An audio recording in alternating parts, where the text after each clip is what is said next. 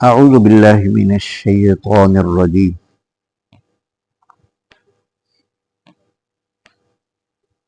بسم اللہ الرحمن الرحیم وجاءت سکرۃ الموت بالحق، اور آ پہنچی ہے موت کی بے ہوشی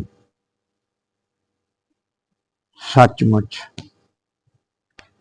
ذالک ما کنت منہ تحید، اے نادان یہ ہے وہ جس سے تو دور بھاگا کرتا تھا۔ موت کی سختی اور شدت کو سکرات الموت کہتے ہیں، یعنی جب انسان مرنے کے قریب ہوتا ہے اس پر موت کے آثار نمودار ہو جاتے ہیں، اس وقت حقیقت بالکل ظاہر ہو جاتی ہے۔ جو لوگ آج تک انکار کرتے رہے، آخرت کا انکار جو کرتے رہے، تو اس وقت سب کچھ ان کے سامنے آ جاتا ہے۔ موت کی سختی جس کو وہ شدت کے ساتھ محسوس کر رہے ہوتے ہیں، پھر جو آخرت کے انکاری ہیں ان کو ہر وہ چیز ان کے سامنے کر دی جاتی ہے جس کا وہ انکار کرتے تھے، اور سب کچھ ان کے سامنے جب ہوتا ہے تو ان سے پھر کہا جاتا ہے کہ یہ وہ چیز ہے جس سے تو دور بھاگتا تھا۔ جب منکرین سے کہا جاتا کہ مرنا ہے اور اس کے بعد پھر اٹھنا ہے، قیامت برپا ہوگی، وہ ان ساری چیزوں سے بالکل انکار کرتے تھے۔ اب ہر چیز ان کے سامنے ہوگی اور ان سے پوچھا جائے گا کہ بتاؤ یہی وہ کچھ ہے جس کا تم انکار کرتے تھے۔ وَنُفِخَ فِی الصُّورِ ذَلِکَ الْیَوْمُ الْوَعِیدُ، پھر سور پھونکا جائے گا، یعنی ایک مدت دراز عالم برزخ میں رہنے کے بعد پھر دوبارہ زندہ ہونے کے لیے جب سور پھونکا جائے گا تو پھر ان سے کہا جائے گا کہ یہ ہے وعید کا دن جس کا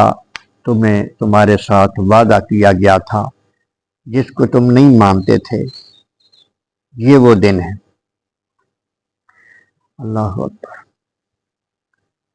تو جب سور پھونکا جائے گا تو ہر کوئی اپنی قبر سے اٹھ جائے گا اور اللہ تبارک و تعالیٰ کی بارگاہ کی طرف اس کا سفر شروع ہو جائے گا۔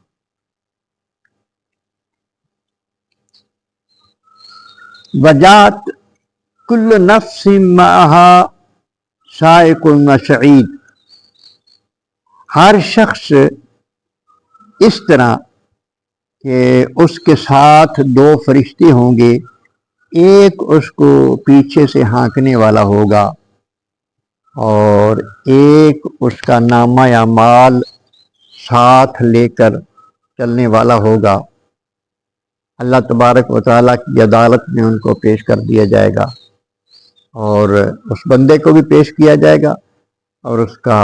نامہ اعمال بھی پیش کر دیا جائے گا۔ حضرت اکرمہ رضی اللہ تعالیٰ نے اس کی نقشہ کشی فرمائی ہے۔ ایک روایت میں آتا ہے، تفسیر مظہری نے اس کو لکھا ہے کہ وہ فرماتے ہیں کہ ایک شخص پانی میں ڈوبا، اس کو مچھلیاں اس کا گوشت کھا گئی،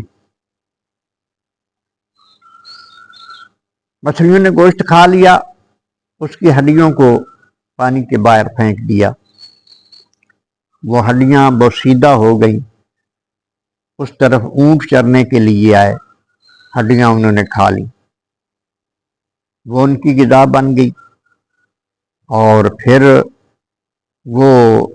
اونٹوں کا گوبر بنی۔ وہ گوبر جو تھا اس کو پھر کوئی ایندھن والا اٹھا کے لے گیا، اس نے اس گوبر کو جلایا، وہ راکھ بن گئی۔ یعنی اس کی اجزاء جسم کے مختلف جگہ پہ چلے گئے، کوئی مچھلیوں کے پیٹ میں، کوئی اسی طرح راکھ بن گئے، اور وہ انہوں نے کہاں کہاں پھینکی۔ یہ اتنا وسیع ہو گیا سلسلہ ذرات کے بکھرنے کا۔ جب وہ وقت آئے گا جب سور پھونکا جائے گا تو ہر جگہ سے ذرات اٹھیں گے اور وہ جسم بنے گا اور انسان تیار ہوگا۔ یہ اللہ تبارک و تعالیٰ کی قدرت کا کرشمہ ہے۔ تو وہ سب کچھ تیار ہو کے وہ اللہ تبارک و تعالیٰ کی بارگاہ میں اصل شکل میں جس میں وہ تھا وہ حاضر ہو جائے گا۔ لَقَدْ كُنْتَ فِي غَفْلَةٍ مِّنْ هَذَا۔ اب جب اللہ تبارک و تعالیٰ کی بارگاہ میں اس بندے کو پیش کر دیا جائے گا، اس کا نامہ اعمال جس میں اس کی حرکات و سکنات سب کچھ لکھا ہوگا، کیا بولا ہے، کیا حرکات کی ہیں، کیا عمل کیا ہے، کیا نیکی کی ہے، کیا برائی کی ہے، سب کچھ اس کے نامہ اعمال میں درج ہوگا۔ وہ اللہ تبارک و تعالیٰ کی بارگاہ میں پیش ہوگا۔ لَقَدْ كُنْتَ فِي غَفْلَةٍ مِّنْ هَذَا، یہ وہ چیز ہے جس کے بارے میں تو ساری زندگی غفلت میں رہا۔ کب احساس ہوتا ہے ہم نماز پڑھتے ہیں، ہمارا آخرت پر بھی ایمان ہے، لیکن احتیاط تو ہماری کوئی نہیں لگی کہ ہم ہر وقت بولنے لگیں کسی بھی عمل سے پہلے یہ ہم خیال کریں کہ یہ اللہ کی نافرمانی تو نہیں بن رہا۔ کسی وقت بھی ہمارا یہ خیال تو نہیں ہوتا کہ یہ عمل بھی ہمارا لکھا جا رہا ہے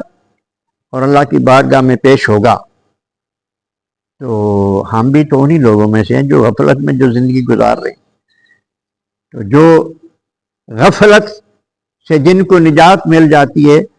وہ تو ہر وقت جو ہے وہ ان کا بس یہی گزرتا ہے کہ